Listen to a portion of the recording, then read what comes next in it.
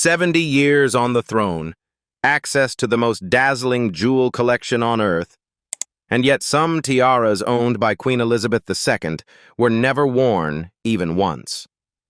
Hidden away from public view, these forgotten diadems tell a quieter, more mysterious story than the famous crowns seen on state occasions. Some were inherited, others gifted, and a few arrived under circumstances never fully explained. Inside the Queen's silent vault lies a glittering history the world almost never saw. Cartier Halo Tiara. In April 1944, as Britain was still deep in the turmoil of World War II, Princess Elizabeth marked her 18th birthday with a gift that would quietly become one of the most symbolically important jewels in modern royal history, the Cartier Halo Tiara. The tiara was presented to her by her mother, Queen Elizabeth, later known as the Queen Mother, at a moment when the future queen was stepping into adulthood under extraordinary national pressure. Though the occasion was personal, the jewel itself carried a lineage that reached back beyond Elizabeth's coming of age and forward into the next generations of the British monarchy. The Cartier Halo Tiara had originally been purchased by the Duke of York, Elizabeth's father, the future King George VI, in 1936. He acquired the piece from Cartier as a gift for his wife shortly after his unexpected ascension to the throne following the abdication of Edward VIII. Designed in a delicate yet modern style, the tiara featured a series of diamond scroll motifs arranged in a graceful arc, giving it a light, almost architectural elegance that distinguished it from heavier Victorian-era diadems. Despite owning it, the Queen Mother rarely wore the tiara herself, favoring other pieces in her growing royal collection.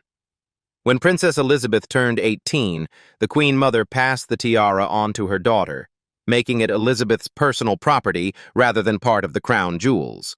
This gesture symbolized both maternal affection and an acknowledgement of Elizabeth's maturity and future responsibilities. Yet, in a choice that would later intrigue royal historians, Elizabeth never wore the Cartier Halo Tiara in public throughout her long reign. As queen, she developed a highly consistent visual identity, favoring sturdier tiaras such as the Girls of Great Britain and Ireland, Tiara and the Vladimir Tiara, which better suited the demands of state occasions and her preference for continuity. Instead of wearing the Cartier Halo herself, Elizabeth II transformed it into a living, circulating symbol of royal continuity. One of its earliest and most notable appearances came in 1953 when she loaned the tiara to her younger sister, Princess Margaret, for the coronation. Margaret's youthful image, combined with the tiara's refined sparkle, cemented its association with emerging royal women rather than reigning authority. Over the years, Elizabeth also loaned the halo to her daughter, Princess Anne, who wore it for several formal engagements in the early years of her public life. The tiara's most globally recognized moment came decades later, in 2011, when Queen Elizabeth II loaned it to Catherine Middleton for her wedding to Prince William. As Catherine walked down the aisle of Westminster Abbey wearing the Cartier Halo tiara, the jewel instantly became part of modern royal mythology. It symbolized transition, trust, and the Queen's endorsement of the woman who would one day become Queen Consort. The tiara's restrained elegance perfectly matched the tone of the occasion, reinforcing its reputation as a piece reserved for pivotal moments rather than routine display. Though Queen Elizabeth II never wore the Cartier Halo tiara herself, its history reflects her values as a monarch: duty over display, continuity over personal indulgence, and a deep understanding of symbolism. From an 18th birthday gift in wartime Britain to a defining emblem of a 21st century royal wedding, the tiara stands as a quiet testament to how Elizabeth II shaped royal tradition, not always by what she wore, but by what she chose to pass on. Princess Andrew's meander/diamond bandeau tiara. At the time of her marriage to Lieutenant Philip Mountbatten in November 1947, Princess Elizabeth received a remarkable yet little-seen jewel that reflected both family intimacy and ancient heritage, a diamond bandeau tiara presented by her new mother-in-law, Princess Andrew of Greece and Denmark. Unlike the grand state tiaras associated with coronations and parliamentary openings, this piece entered Elizabeth's life quietly, as a personal wedding gift rather than a public symbol of monarchy. Its discreet history would mirror the Queen's own approach to certain heirlooms, treasured, safeguarded, and ultimately passed on rather than worn. Princess Andrew of Greece, born Princess Alice of Battenberg, was known for her austere lifestyle and deeply personal sense of legacy.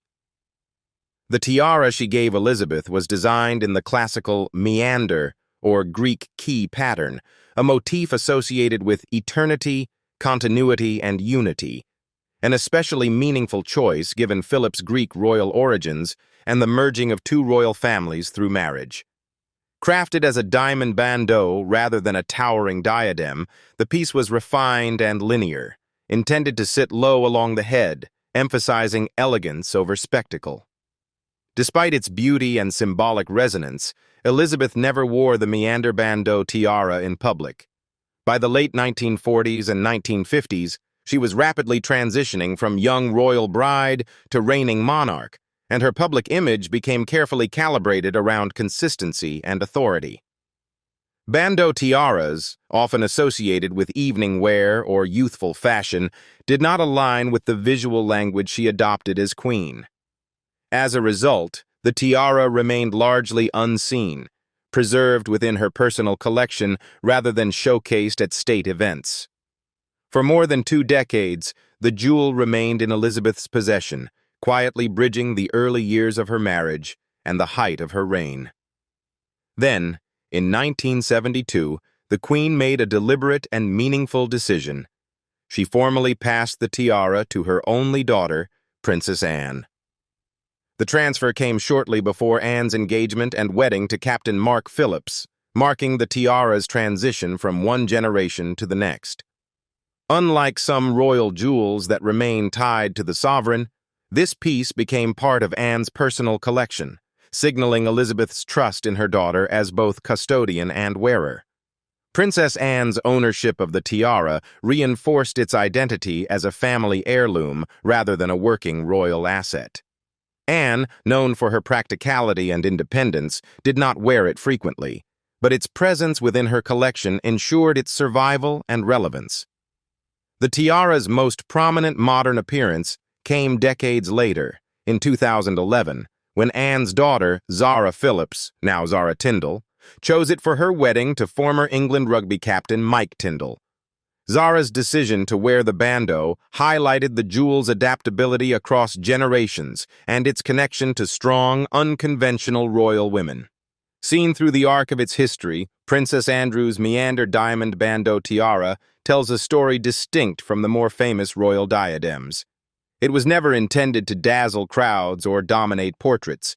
Instead, it functioned as a private symbol of inheritance, marriage, and maternal lineage, passed from mother-in-law to daughter-in-law, then from queen to daughter, and finally to granddaughter. In never wearing it herself, Queen Elizabeth II once again demonstrated her belief that some jewels serve their greatest purpose not through display, but through continuity. Queen Mary's diamond bandeau. When Queen Mary died in March 1953, just months before her granddaughter's coronation, Queen Elizabeth II inherited one of the most significant private royal jewelry collections ever assembled. Among the many tiaras, necklaces, and historic pieces that passed into Elizabeth's care was a striking yet understated jewel. Queen Mary's diamond bandeau, often associated with her former title as Countess of Lincoln. Designed in 1932 by Gerard, the bandeau would become one of the most mysterious tiaras in the royal vaults, not because of scandal, but because it was never worn publicly by the Queen who owned it for more than 6 decades. The diamond bandeau was commissioned during a period when Queen Mary favored modern, adaptable designs over towering ceremonial diadems. Created as a flexible bandeau rather than a rigid tiara, the piece featured a series of articulated diamond panels linked together in a refined geometric pattern. Its central section was designed to accommodate a detachable brooch, allowing the jewel to be reconfigured depending on fashion or occasion. This versatility reflected Mary's reputation as both a serious collector and a woman deeply interested in jewelry craftsmanship and innovation. Despite Queen Mary's enthusiasm for jewels, the bandeau was rarely seen during her lifetime. By the early 1930s, she had already amassed a formidable tiara collection and often favored grander pieces for court and state functions. As a result, the diamond bandeau remained largely dormant even before it passed to Elizabeth II. When Elizabeth inherited it in 1953, she was newly crowned and facing the enormous task of defining her visual identity as monarch. Like several of Mary's more experimental or fashion-forward designs, the bandeau did not fit Elizabeth's preferred aesthetic for public appearances. Throughout her reign, Elizabeth II consistently gravitated toward tiaras that conveyed stability, tradition, and authority. Pieces such as the Girls of Great Britain and Ireland. Tiara, or the Vladimir tiara, became visual constants, instantly recognizable to the public and foreign dignitaries alike. In contrast, Queen Mary's diamond bandeau, low-set, modern, and delicate, was better suited to private or contemporary styling. Rather than adapting it for public use, Elizabeth chose to preserve it untouched, allowing it to remain unseen in the royal vaults for decades. This prolonged absence only deepened the tiara's mystique. Unlike other inherited pieces that appeared sporadically on senior royals, the diamond bandeau effectively vanished from public memory.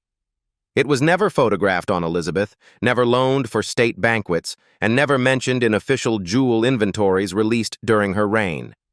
For jewelry historians, it became one of the great ghost tiaras of the British royal collection, known to exist but never witnessed in modern times. That changed dramatically in May 2018. When Meghan Markle married Prince Harry at Windsor Castle, she emerged wearing Queen Mary's diamond bandeau, marking the first known public appearance of the tiara since its creation more than 80 years earlier. The choice was significant on multiple levels. By loaning a jewel directly linked to Queen Mary, Elizabeth II was symbolically welcoming Meghan into the royal lineage. At the same time, the bandeau's clean lines and understated sparkle aligned perfectly with Meghan's contemporary bridal style, proving the design's enduring relevance. Strathmore Rose Tiara. When Queen Elizabeth II inherited the Strathmore Rose Tiara in 1953, it arrived not as a dazzling new acquisition, but as a deeply personal family heirloom layered with memory and restraint. The tiara had originally been given in 1923 to her mother, Lady Elizabeth Bowes-Lyon, as a wedding gift from her parents, the Earl and Countess of Strathmore and Kinghorn. Crafted in a garland of diamond roses resting on a slim bandeau, the piece was designed to sit low on the head, evoking softness and femininity rather than regal authority. Though undeniably beautiful, it was already slipping quietly out of public view by the time it reached the young queen. During the 1920s and early 1930s, the future Queen Mother wore the Strathmore Rose tiara on several occasions, often paired with evening gowns in the fashion of the era. Its design reflected the romantic sensibilities of the time, stylized roses rendered in diamonds, symbolizing love, continuity, and family loyalty. Yet as royal fashion evolved and the demands of public life intensified, the tiara gradually disappeared from circulation. By the late 1930s, it was no longer seen, replaced by sturdier and more imposing diadems better suited to formal royal duties. When Elizabeth II came into possession of the tiara after her accession, she faced the enormous task of defining a visual language for a new reign. Her choices were deliberate and conservative. As queen, Elizabeth favored tiaras that projected permanence, symmetry, and unmistakable authority, qualities essential for a monarch navigating post-war recovery, decolonization, and global diplomacy. The Strathmore Rose tiara, with its delicate floral motifs and flexible structure, belonged to a more intimate, pre-war aesthetic. Rather than adapting it for modern use, Elizabeth chose to leave it untouched. For the entirety of her 70-year reign, the Strathmore rose tiara remained unworn and unseen, becoming one of the great sleeping treasures of the royal collection. Unlike other inherited pieces that appeared sporadically on senior royals, this tiara never surfaced at state banquets, diplomatic receptions, or royal portraits. Its absence was not accidental. It reflected Elizabeth's belief that not every jewel needed to be repurposed for public display. Some, she seemed to believe, carried their value in preservation rather than performance. As decades passed, the tiara acquired an almost mythic status among royal jewelry historians, known to exist, meticulously documented yet invisible to the public eye. That long silence finally ended in December 2023, when Catherine, Princess of Wales, wore the Strathmore rose tiara at a major formal occasion at Buckingham Palace. Nearly a century after its creation, the tiara returned to public view, instantly capturing global attention. Its reappearance was not merely a fashion moment, but a symbolic bridge between generations of royal women. Catherine's choice carried profound meaning.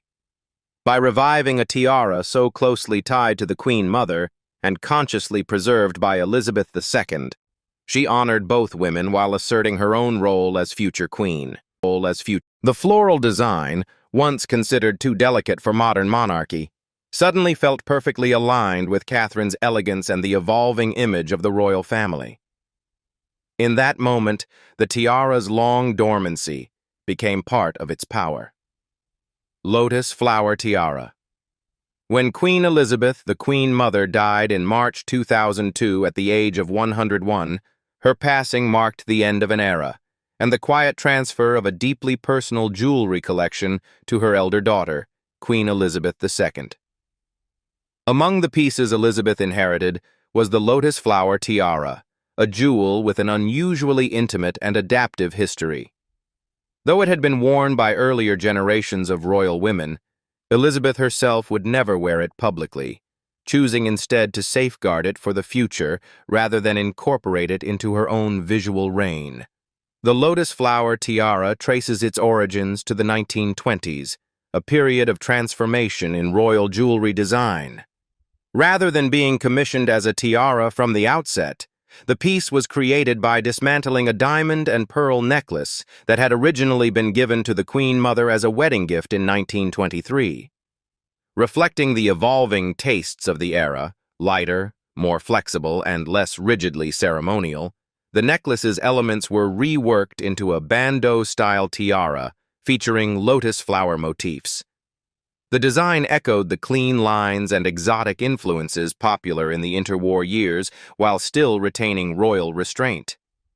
The Queen Mother wore the lotus flower tiara on several occasions, particularly in the earlier decades of her public life, when bandeau tiaras were fashionable and well-suited to evening wear.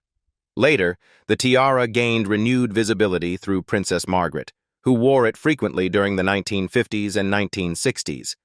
On Margaret, the lotus flower tiara became associated with youth, glamour, and a more expressive royal image, qualities that sharply contrasted with the visual identity Elizabeth II would later cultivate.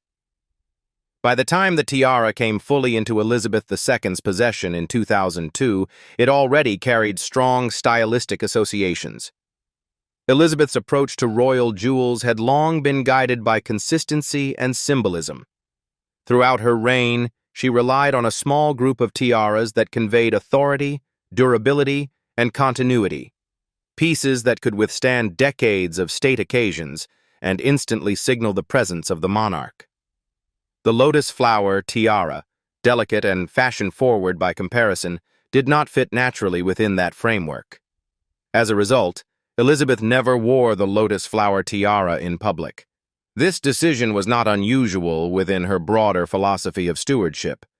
Rather than reshaping every inherited jewel to suit her own image, she often allowed certain pieces to remain dormant, especially those closely associated with other personalities or eras.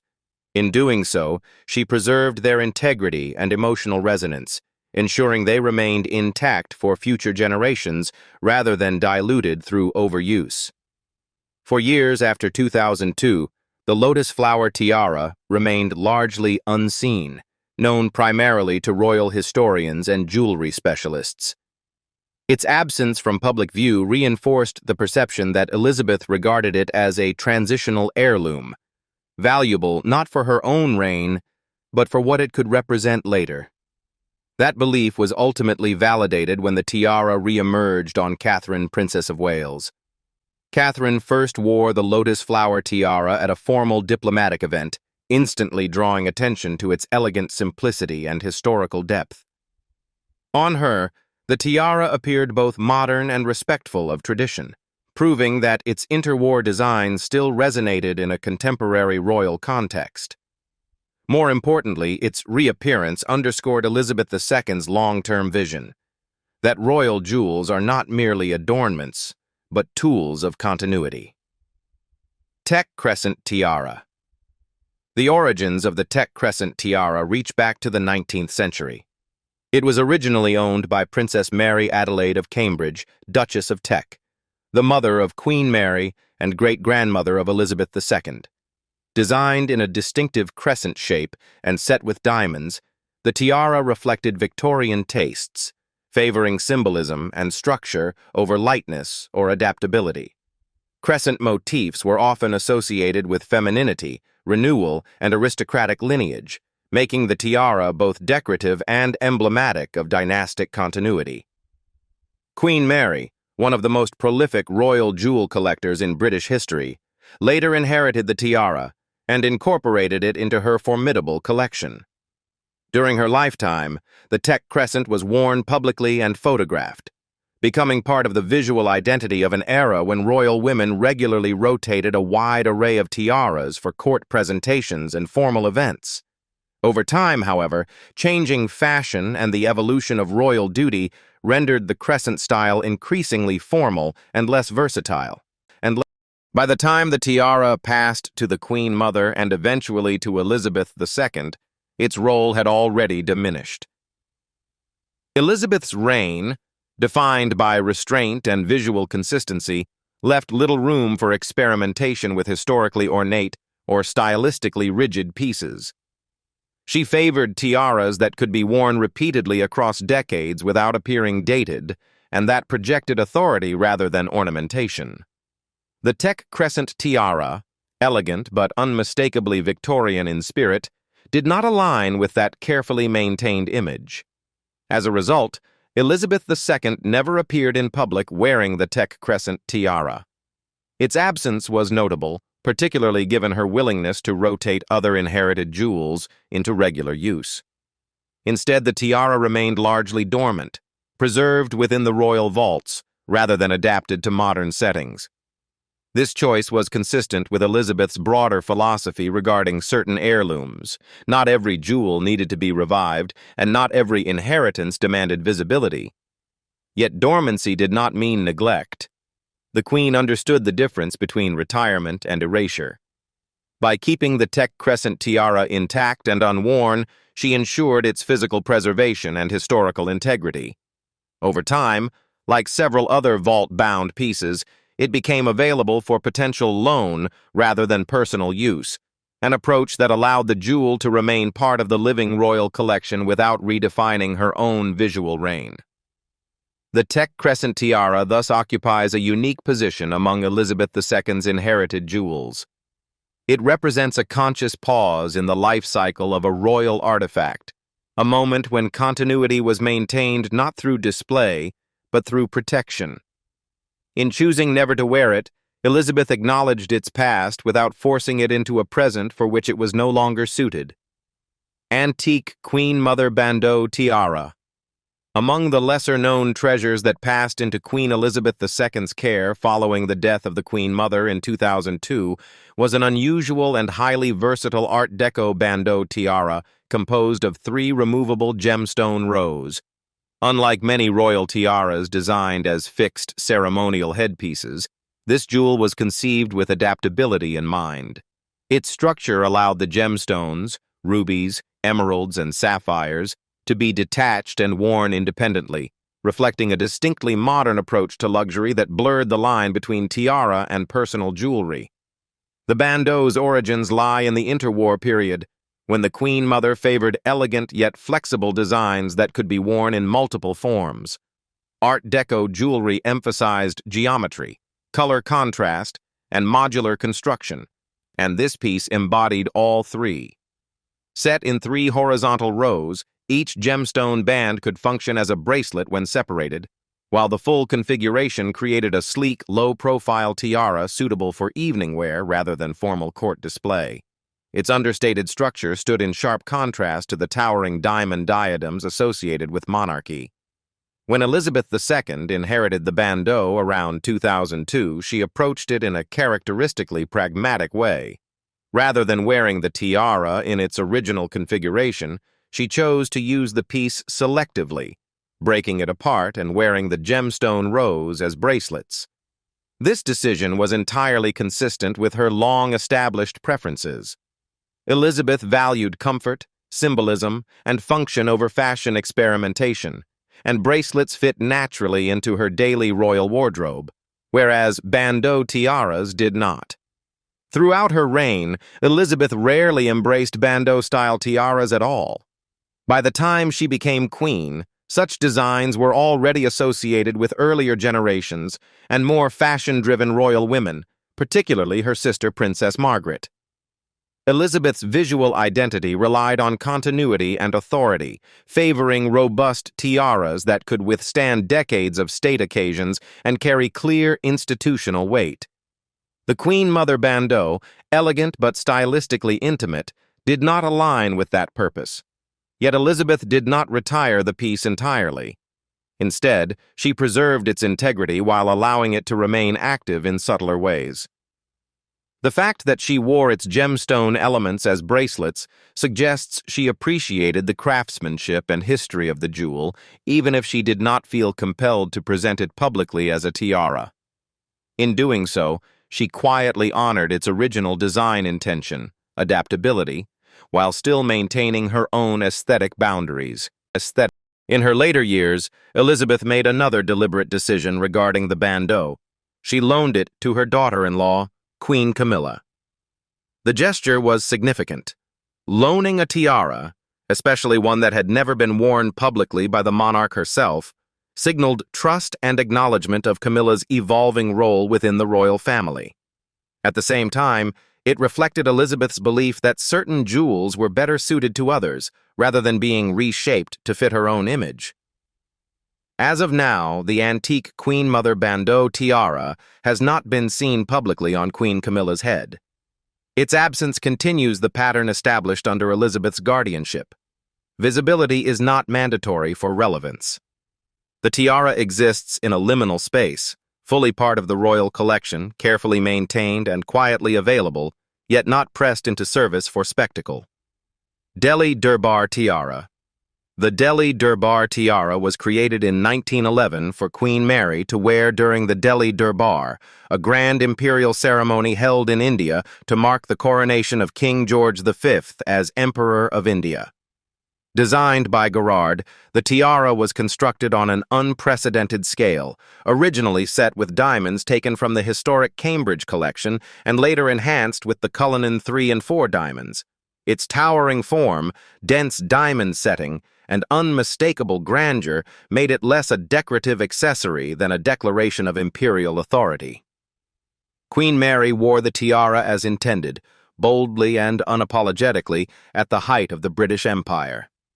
In photographs from the Durbar, the jewel dominates her appearance, reinforcing the visual language of power and dominance that defined Edwardian royal spectacle.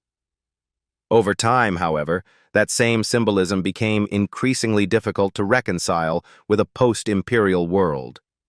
By the mid-20th century, the tiara was already slipping out of regular use, not because of its craftsmanship, but because of what it represented.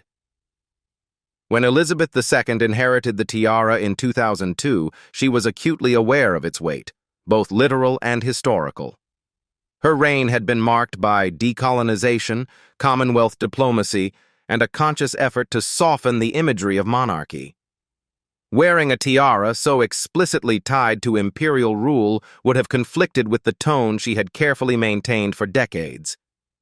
As a result, Elizabeth never wore the Delhi Durbar tiara in public, despite wearing other components of the matching parure, including necklaces and brooches, which could be incorporated into her wardrobe without invoking the same symbolism. Rather than retiring the tiara permanently, Elizabeth chose a more nuanced approach. After her accession, she loaned the Delhi Durbar tiara to Camilla, then Duchess of Cornwall. The loan itself was significant, signaling Camilla's gradual elevation within the royal hierarchy and Elizabeth's willingness to allow historic jewels to re-enter public life, selectively and sparingly. Camilla wore the tiara publicly only once, at a state banquet in 2005, pairing it with formal regalia appropriate to the occasion. That single appearance was carefully calibrated. The tiara was presented not as an emblem of empire, but as a historic artifact temporarily revived for a ceremonial setting. After the banquet, it returned to storage, where it has remained ever since. Unlike other tiaras that found renewed life through repeated loans, the Delhi Durbar's reemergence was brief and deliberate, reinforcing the idea that some jewels are best used once, or not at all. What do you think about the crowns the Queen owns but has never worn? Leave us your comments in the section below. We hope you have found this helpful video. Don't forget to leave a like, share, and subscribe to the channel if you like it. Thank you for watching this, and see you in the next videos. Goodbye.